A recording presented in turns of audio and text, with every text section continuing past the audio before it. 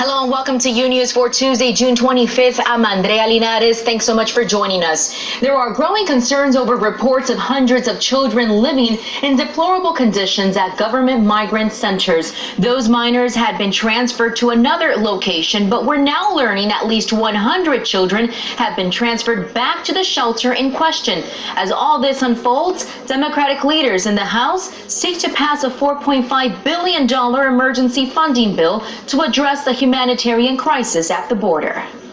House and Senate lawmakers are still working through these major differences this week, but they have a deadline of July 4th to sort it all out. The House version of the humanitarian aid package also does not include any money for the Department of Defense and ICE Homeland Security investigations. And also today, the acting border chief, John Sanders, has resigned over the shelter conditions.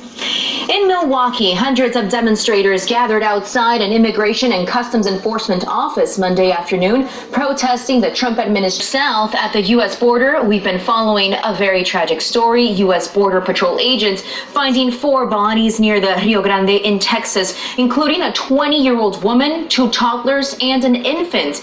Pedro Rojas joins me live with the very latest. Pedro, images, they say it all, just how dangerous it can be, adults carrying these children across the river, facing these very dangerous conditions. Meanwhile, back in Washington, potential words of warning from President Trump about his FBI director, Christopher Wray. The president growing tensions between the White House and Iran.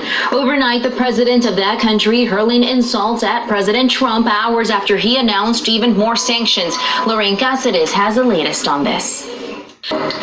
And now we head to the race for 2020, one day before the kickoff of the first Democratic presidential debate. Senator Kamala Harris came right here to Univision to talk about several of her key ideas and platforms and what she envisions for our country. She discussed immigration and also civil rights, but she was first asked about teacher pay, and this is what she had to say.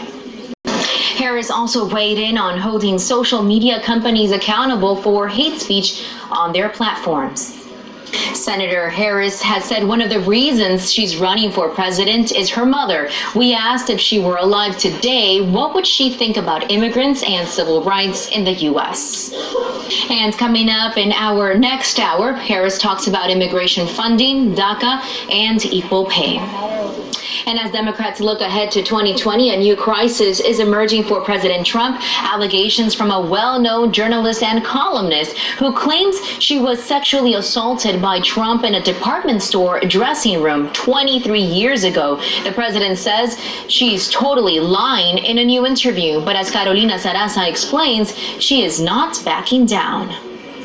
Coming up next, the search for answers. A community said goodbye to a Maryland woman who died while on vacation in the Dominican Republic. Grecia Lastra has more on the memorial service and the latest on this investigation. Now to Chicago, where there are new developments in the Jussie Smollett case. Police in the Windy City releasing 69 hours of footage, including police body cam footage of Smollett with the noose around his neck after that alleged attack. Maite Inderiano has the latest. The new video released, Smollett's creative director, who was at the apartment when the police arrived, can be heard telling officers that he didn't want his client's celebrity status to be a big deal in the investigation. In another video, Smollett is heard telling the officer, "I don't want to be filmed." The officer obliged and turned off his body cam. The city of Chicago has launched a civil lawsuit against the actor to recoup the $130,000 spent on the investigation.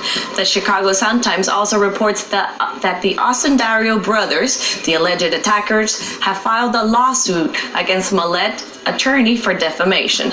Andrea, back to you. Thanks so much, Maite, for that update. And also in Illinois, the land of Lincoln appears to have gone green. Illinois Governor J.B. Pritzker signed a bill earlier today that legalizes marijuana in his state. The law will the battle over issuing driver's licenses to undocumented immigrants in the U.S. is starting to intensify. Unews talked to workers in upstate New York, where they say these permits are urgently needed. Peggy Carranza has a story from Buffalo.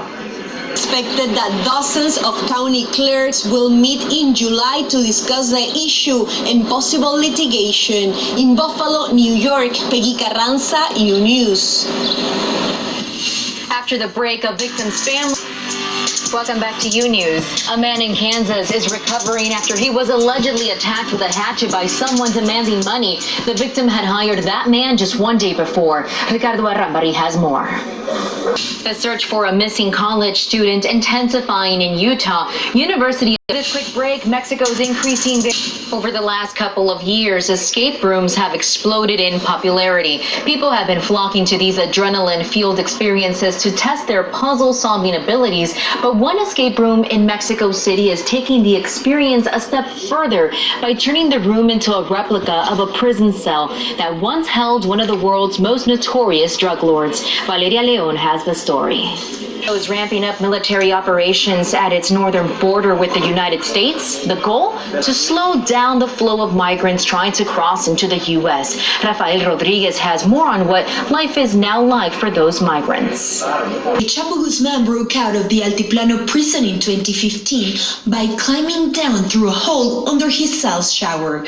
And in a place like this, participants need to find their way out. Valeria Leon, Unews, Mexico City. And a programming note for you about El Chapo. This weekend on Fusion, a look back at the trial of the century where Mexico's notorious. Let's now go to Annabelle Sedano with what's trending, including a look at the latest SpaceX launch. Annabelle, tell us all about it. Hi there, and in your daily dose of tech news, it was a success. That's right, the Falcon Heavy rocket lifted off from the... Interesting, right? I'm Annabelle Sedano, and that was your daily dose of tech news. Have a great day, guys. Thank you, Annabelle. You too. And now in health-related news, 5G technology could soon allow paramedics to diagnose medical problems more quickly. Experts say with the help of a robo-glove that can carry out remote... Go ahead and check in with Carolina Sarasa, who's standing by with a preview of everything to come in hour 2 of Unews. Caro, what do you have for us today? Thank you, Andrea. We have a lot more coming up in minutes. We have an update on the missing mother of 5 from Connecticut. The woman's estranged husband now saying his wife faked her own disappearance. And we also have the latest on a serious bus accident in the Bahamas. A group of passengers severely injured on their vacation. And in Mexico, a big day for Frida, a very special rescue dog who has helped hundreds of disaster victims around the world. Her story and more in the next hour of Unews. Andrea, back to you. Caro will be waiting for you, but first, coming up next right here on Unews. And welcome back to Unews. It was their first real test and their first close call at the World Cup. But the U.S. women's national team are now off to the quarterfinals after a down-to-the-wire win against Spain. Mariti Morangi looks back at how it all happened. Those are truly the best games to watch. I was rooting for both countries because my mother was actually born in Spain, so I was split there. So skill and luck boosted James Holzhauer to the top of the Jeopardy win list, just behind all-time champion Kim. And that's all the time that we have for the first hour of Unews, but stay tuned for our second hour of Unews. We have much more information coming up next with Carolina Sarasa. And as always, we'd like to invite you to follow us on social media, Instagram, Twitter, and Facebook at Univision News. Thanks so much for watching. Stay tuned.